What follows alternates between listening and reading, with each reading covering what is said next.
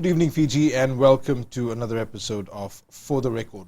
Tonight we're talking about Fiji Airways, one of the most successful Fijian companies, and which has recently announced that it is going to be flying to Singapore, our newest destination in worldwide routes that Fiji Airways currently services. And with that, I'd like to welcome in studio with us tonight the newly appointed Chief Executive of Fiji Airways, Andre Villian. Andre, thank you very much for joining us today. Very interesting times for the airline, a new destination announced, but also a few days ago you were talking about how Fiji Airways is doing and how the 5-year strategic plan is shaping out. I'm interested because you said that the company is stable, it's in good hands, and it's doing well. You've studied the books. How are the finances looking for Fiji Airways in the first place? Right, let me first of all tell you that I've been CEOs of several airlines, and in each case in the past these have been small national carriers in deep financial trouble. So I was brought in to do turnarounds, and this is the first time I've joined an airline that is actually doing exceptionally well. And I have to tell you, and I've said this publicly a few times now, Fijians can be very, very proud of where Fiji Airways stands today. I do not know of another small national carrier that is profitable, has cash, and is doing as well as we are. So it's a lot to be very proud of. So, quite honestly, we can't disclose our numbers yet for the year, but we're generally on track for a second good year in a 5-year master plan. So my objective going forward is to continue with that master plan. We enter year 3 on the 1st of January 2016. So at the end of the 5 years, where do you expect Fiji Airways to be? Well, the master plan included the acquisition of more aircraft. There's an Airbus A330-300, which we're taking delivery mid-December. Will come into service in 2016, so that's in terms of the master plan. With that comes additional routes, and as you heard yesterday, we announced Singapore. We'll also in 2017 be acquiring an additional Boeing 737-800, which will then be used on what I call the short-haul routes, which are the 4-5 hour type flight routes and shorter. Well, and all of this is a plan that takes us to more growth, expanding our network. Now, when we talk of network, we mean where you fly to, how often you fly, and the times you fly. That's the network. So we're expanding the network over the 5-year period. In other words, more destinations, expanding the footprint of Fiji around the world, and also has a profit growth plan attached to it. And with these additional routes and the additional aircraft, is Fiji Airways in a position to sustain all of this growth? Yes, I believe it is financially. But the one area that we will focus on, and that's what I announced last Wednesday, is whilst we're pursuing and continuing with the 5-year master plan, we need to also ensure that the basics in the business are in tandem with it. So we have an additional strategy we will run in 2016, which I call perfecting the basics. And it makes logical sense that at the end of the day, it's the customer who will make this all happen for us. And the customer needs to be happy with the service. And when you grow as rapidly as we have over the last 2 years, we need to ensure that all the aspects of customer service and other fundamentals in the business are in sync. And that's our strategy. So we've identified a series of areas where we're going to put a lot of attention on the basics in the business. And we've called it perfecting the basics. So take us through some of the... Yes, so I've got a list here. So the first, of course, is we'll reinforce that safety is first in the business. We'll never compromise on safety. And, it is already the culture and already I'll call it the pillar in the business, but we'll just keep reinforcing it. With regards to safety, there have been incidents recently where flights have been delayed and the aircraft has had to be inspected and even sent for repairs.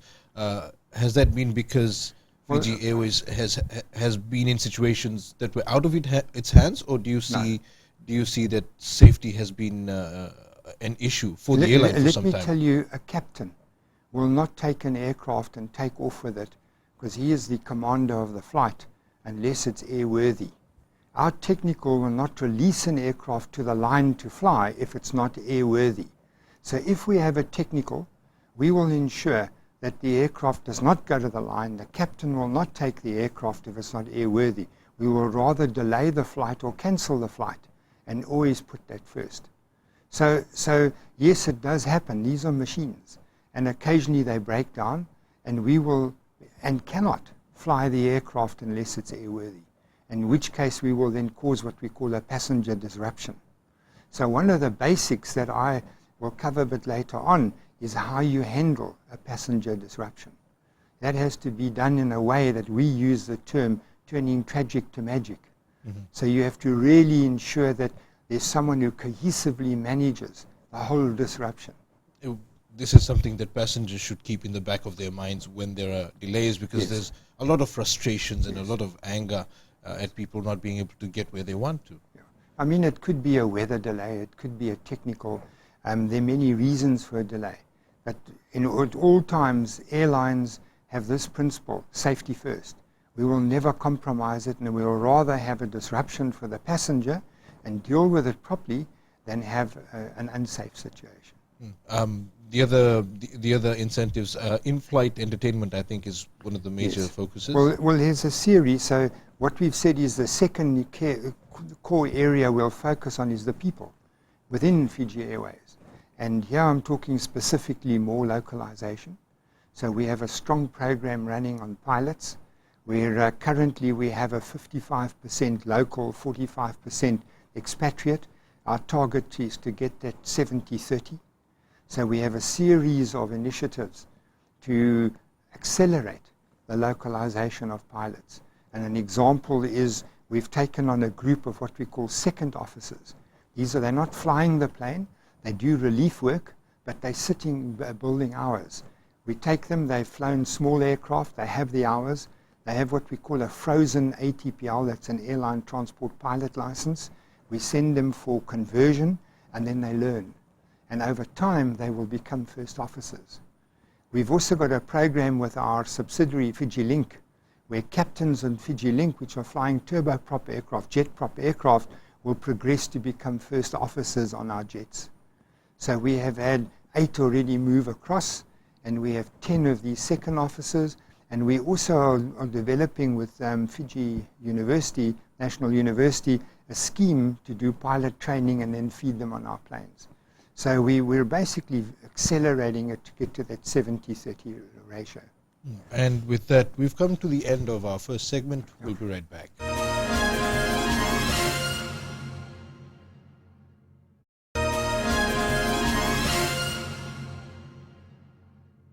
Good evening, welcome back to the show. We're speaking with the CEO of Fiji Airways, Andre Villian. Before the break, Andre, you were talking about localization of the pilot fleet. Why is it important for you to have Fijians flying Fiji Airways? Because they are permanent employees, and as you know, pilots are a very scarce resource worldwide, and it's important that we have a stable workforce there. The expatriates are part-timers and less stable, so it's a very important feature for our business. The next item or core focus areas is obviously service quality, and here we have a series of initiatives. You know, the airline have a rating agency called Skytrax, and we currently rated as a 3-star airline. Now the majority are 4-star. For example, Emirates, Qantas, Etihad, Air France, Lufthansa, British Airways are 4-star airlines. We're very close to being a 4-star. We'll go through a program now to do the necessary tweaking on our service to bring us to a 4-star level. It's a very important rating to have. We will focus on many areas, and I mentioned earlier disruptions. We'll be creating an irregular operations unit.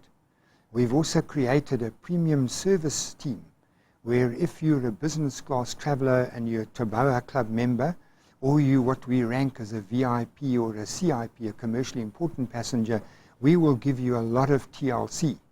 From the minute you arrive at the airport, a meet and greet, all the way through until you board. We will also, during disruptions, give you special attention.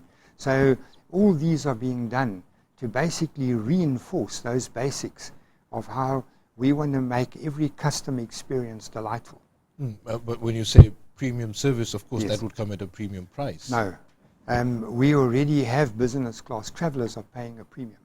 So they will get this if they're a Taboa Club member, or in the case of what we call a VIP or CIP. They will then basically get the service as an add-on. And when do you hope to roll this out? Well, we're already busy partly with it, and it'll be fully operational by January. And what about economy class Now, passengers? economy class, everyone's important for us.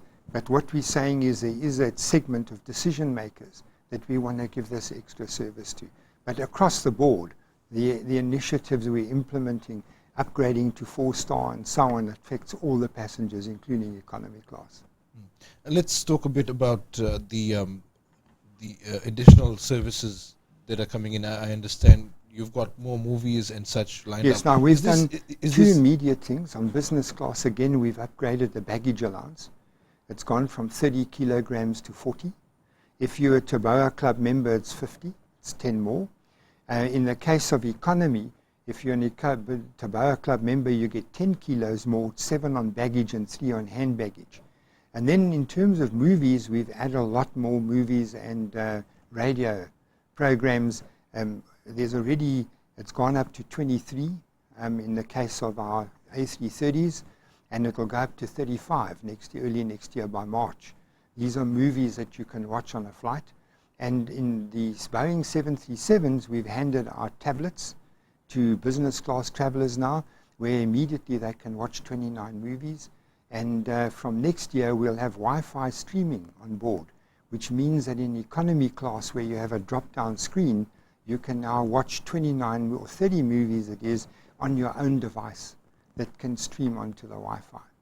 So if you have an iPad or an iPhone, you can watch a movie.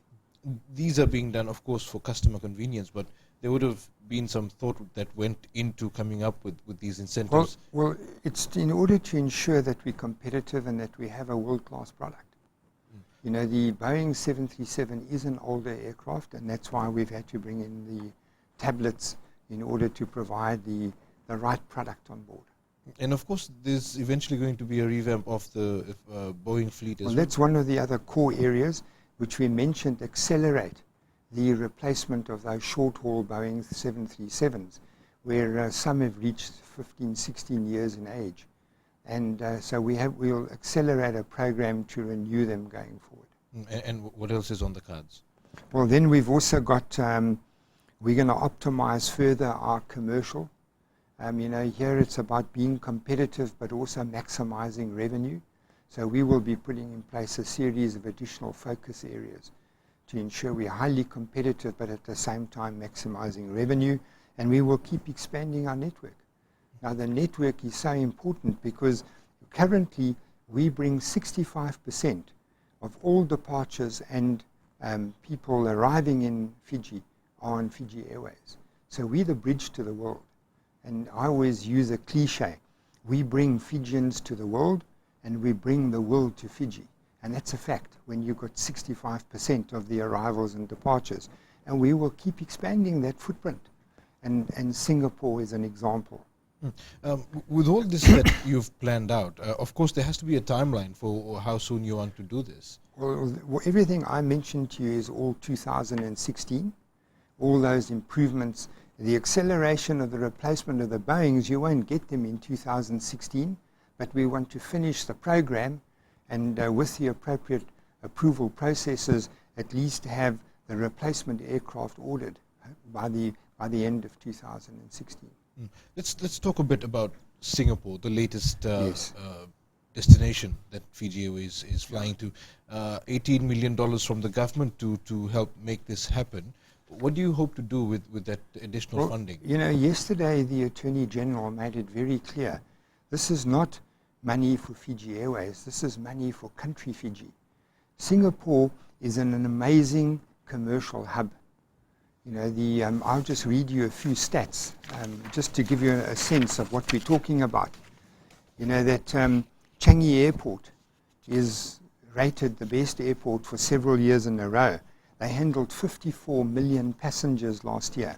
There are over 100 airlines flying into Changi Airport that connects 80 countries in Asia and in Europe.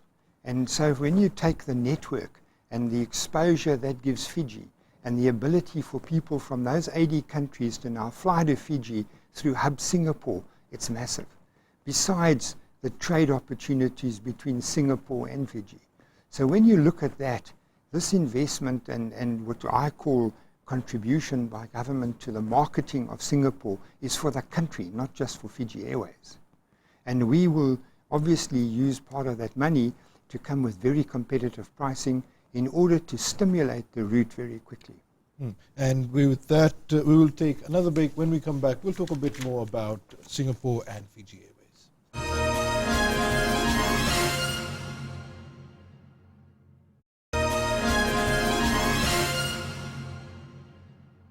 Naka, and welcome back. We're speaking with the Chief Executive of Fiji Airways, Andre Villian.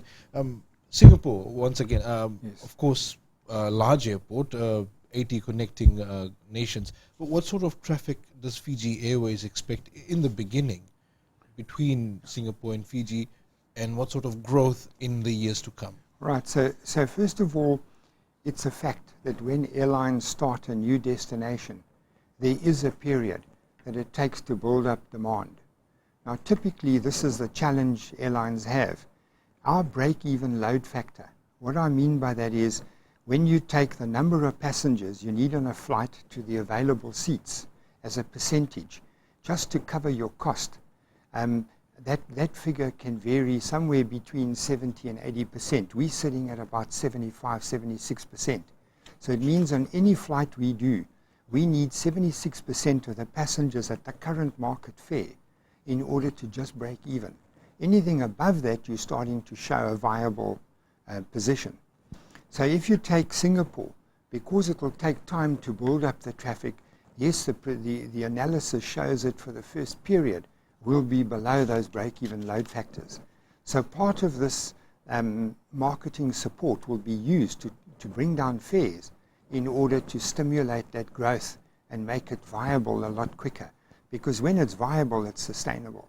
So we can't accurately tell you what the numbers will be that we'll pick up, but we certainly will do everything possible to do our best to exceed that 76%. And that will be our marketing efforts. It will be coming with the right pricing. Now, obviously, if you don't have support, what it means is that if you bring the pricing down below market levels today, you're going to have that 76% go even higher. So it's a very important marketing contribution. And as the Attorney General said yesterday, this is a partnership. This is not for Fiji Airways, this is for country Fiji, because it's going to stimulate a lot of business, both inbound tourism and trade for the country. The destination is Singapore, but who are you targeting on a broader scale? Well, what we're looking for is tapping into the India market. There's a lot of connectivity between Singapore and India. In fact, Singapore Airways flies, I think it is to 30 or 40 points in Singapore, in India, that connect through. So we're looking to tap that traffic, Malaysia and the rest of Asia, and then even Europe.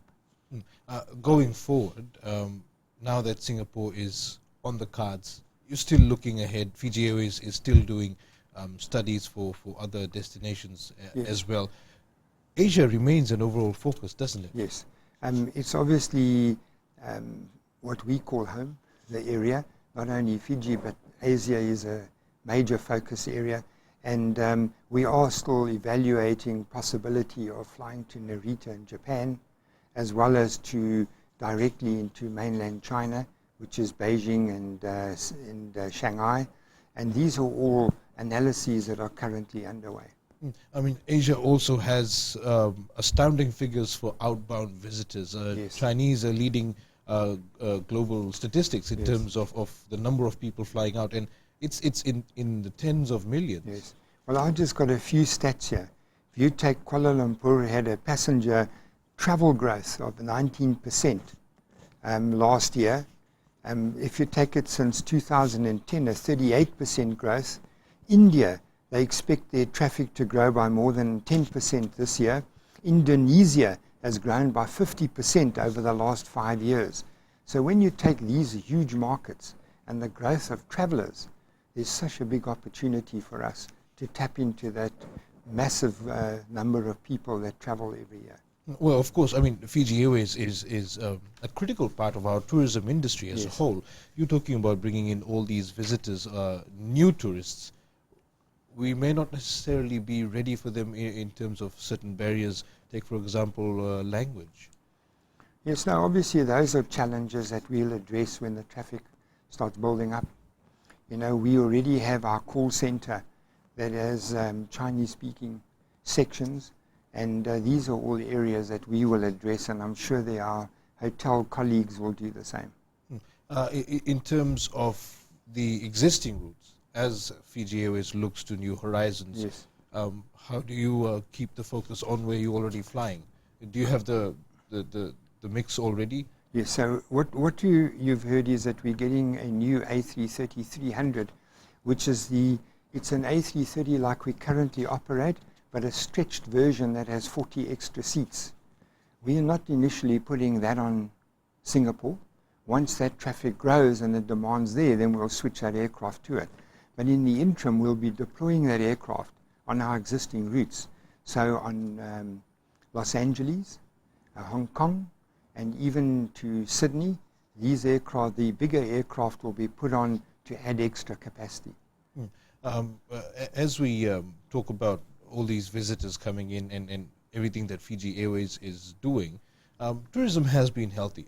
I talk about tourism because you would understand Fiji Airways and tourism go hand in hand.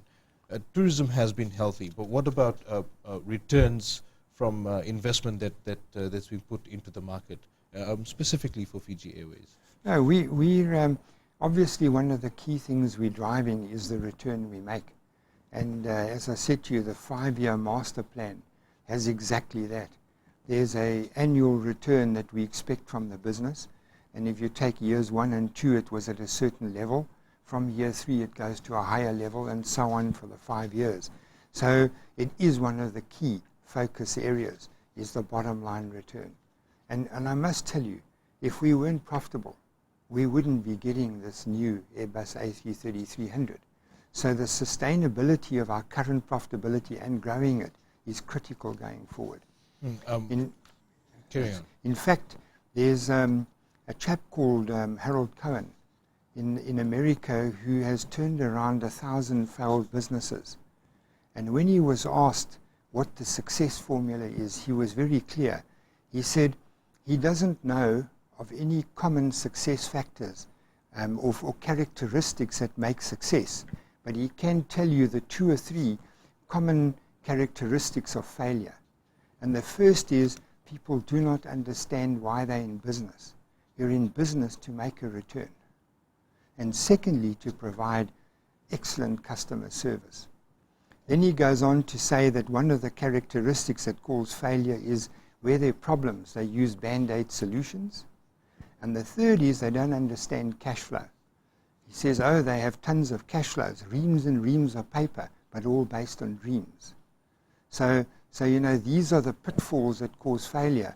And if you have a look at what our 5-year master plan drives, is avoids those pitfalls. We have a return. We understand we're in business to make a return, and that's a core focus area. We understand, and especially now with our focus on perfecting the basics, we're in business about customer service and no band-aid solutions, but proper solutions to challenges. And we understand cash flow. They're not based on dreams, but reality. Okay. We're going to have to take another break at this stage, but we'll be back shortly.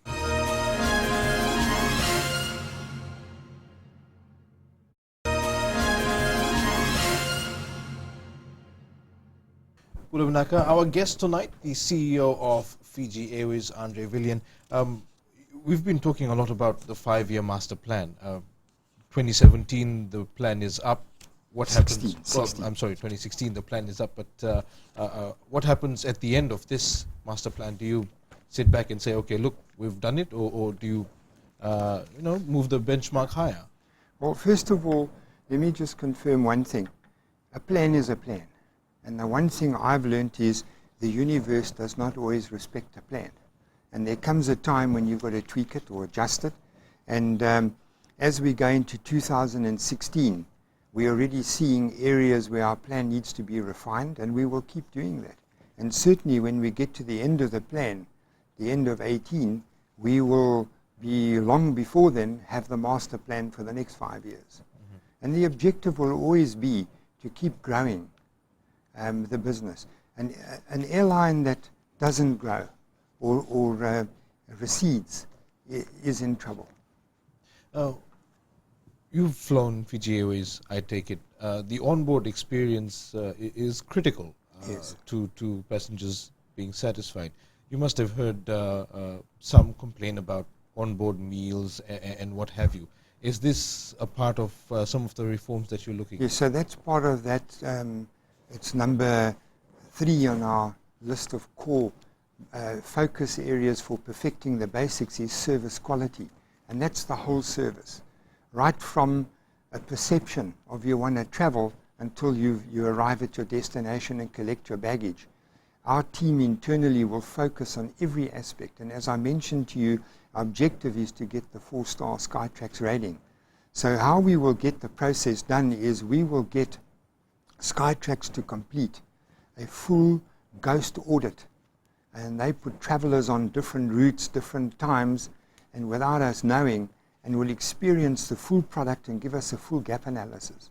From that gap analysis, we will then sit down and address every area in the whole customer experience value chain right across. Well, let's talk a bit more about this 4-star rating. The airlines that you mentioned are top-notch. Yes. Let's say the elite of the industry. Are you saying that Fiji Airways is pretty close to We're getting very that? close. I was just now with an airline where we got 4-star, and when I compare their service to ours, we're not far from it. Yes, there are areas that we need to tweak and adjust, but overall, we have a pretty good standard. So yes, you asked me the question. I've flown, and I must tell you that I was pleasantly surprised by the quality of the service. And like all airlines, there will be areas for improvement, and meals. You know, we found that caterers have a consistency problem. And some days and some weeks the food's excellent and they have a dip, and you have to keep working at it. So the key in perfecting the basics is to have a process where we constantly monitor, and the minute it's dropping, we're in there to get it corrected. So yes, I must tell you, on the contrary, the one thing that I absolutely found remarkable was the payoff line that says, "Welcome to our home." And that's how I felt when I got on board. That warmth, the friendliness, the care of the staff, the cabin crew, and the whole experience was one of, I'm in your home. And when you're in someone's home, I try to put words to it, and to me, it's about nothing's too much trouble. And that will be our theme going forward. Warm, friendly, welcome into our home, and nothing will be too much trouble. And we will work on that. We have a series of programs designed for 2016 to get the entire workforce thinking that way, and the attitude becoming one of customer obsession. You brought the point of caterers. Of course, meals are crucial. Yes. Your caterers are air terminal services. Are you in talks with them? Are you in discussions actively? We constantly are working with them on service quality, whether it be check-in, because they handle check-in and meals, and we have service level agreements, and we work with them all the time.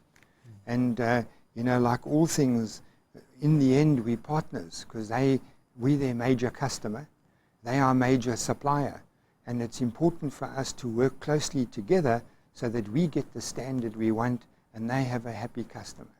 A lot of airlines have taken over their check-in services and baggage handling. Yeah. They run it internally. Well, actually, that's not correct. What has happened is that most airlines have outsourced it. Now, they typically would outsource it to a company that they have a shareholding in. So if you take, for example, Emirates, Donato is owned by them. But in other cases, Donato will become a strategic partner in these ground handling companies that airlines used to own 100% and have now sourced off, and they have a strategic partner that brings in expertise and value. So It is not true that it's insourced, it's outsourced. But And is it and the something- logic is this: it's not your core business. Our core business is flying and not ground handling. And if you have a ground handler that you've outsourced to that does many airlines, you will get that cost benefit of it being spread over multiple airlines. And around the world, most airlines have outsourced, sometimes to themselves with a strategic partner, and other times to a complete third party. Are you confident in baggage handling facilities currently in place? No, we work on it all the time. You know, that's why we keep reinforcing these service level agreements, and we'll keep driving it. Okay. And I can tell you, you take, for example, in Hong Kong, we have now 4 flights a week. We can't do our own baggage handling and everything in Hong Kong. So you go to a service provider. And yes, in your home base, you have a lot more. So you can do it yourself, but then you don't get the scale and the benefit of other airlines that can use the service and spread the cost. So there's a logic to it being outsourced, providing you get the standards. And as I say, it's our job is to work on those with those service level agreements and keep raising the standard. Okay, and with that we will end this segment. We'll be back shortly.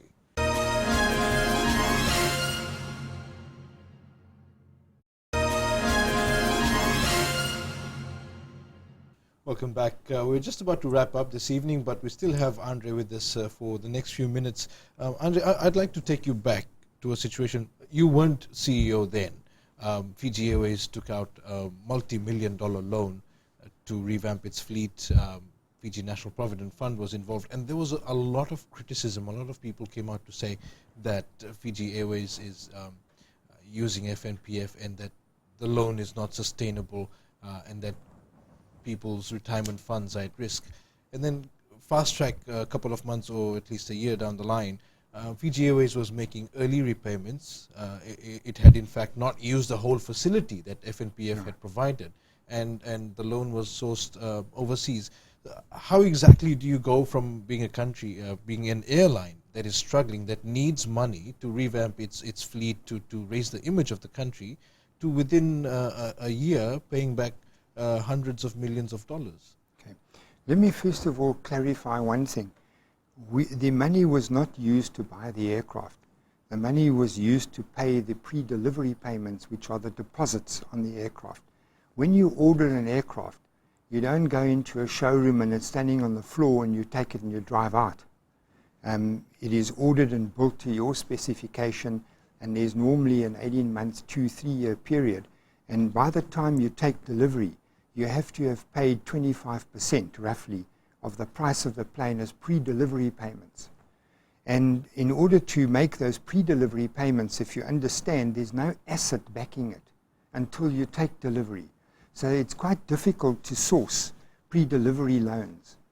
They are available in the market, but they would typically require sovereign guarantees. So the fact that the FNPF assisted Fiji Airways, of course, we're very grateful for it. But we've proved one thing: the business is strong and it's accelerated repayment. And the actual financing when the aircraft were delivered was through what we call Export Credit Agency-backed, ECA-backed finance with commercial banks. The ECA guarantees the commercial banks, and commercial banks lend you the money. These are the big commercial banks like Barclays and Morgan Stanley and Deutsche and so on that will give you the financing with ECA backing. But the pre-delivery payments are what we used the FNPF funds for. How did we get there? Well, the model that the company is using, which is a low fare and a low cost structure, has been very successful.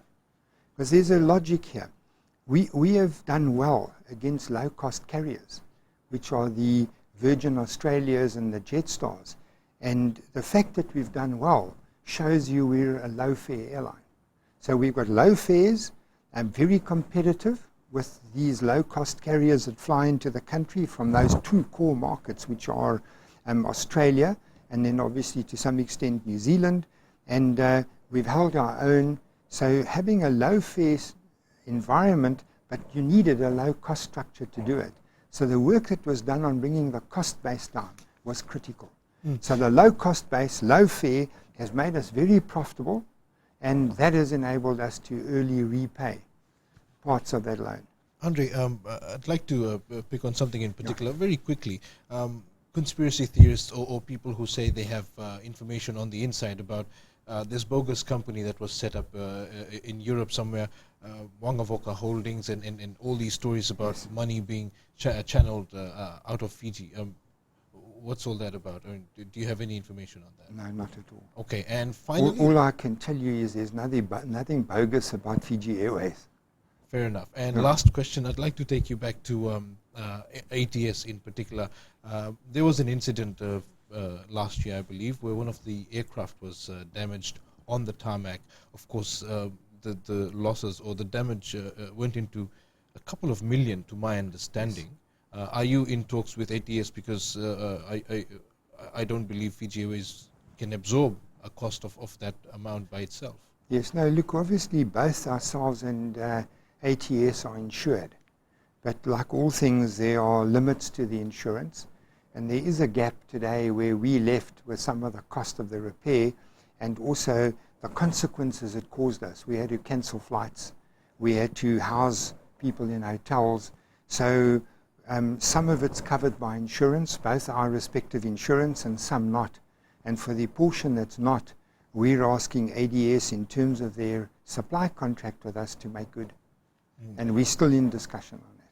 How much are we looking at? You know, I can't disclose that figure because it's still a matter under discussion, but it is a few million, and we're in discussion. Andre, thank you very much for your time. That was the show for this evening. Remember, if you have any comments or questions, you can email us fortherecord@fbc.com.fj. Up next is Nemani Ndilai Batiki with his column. But from me for tonight, good evening.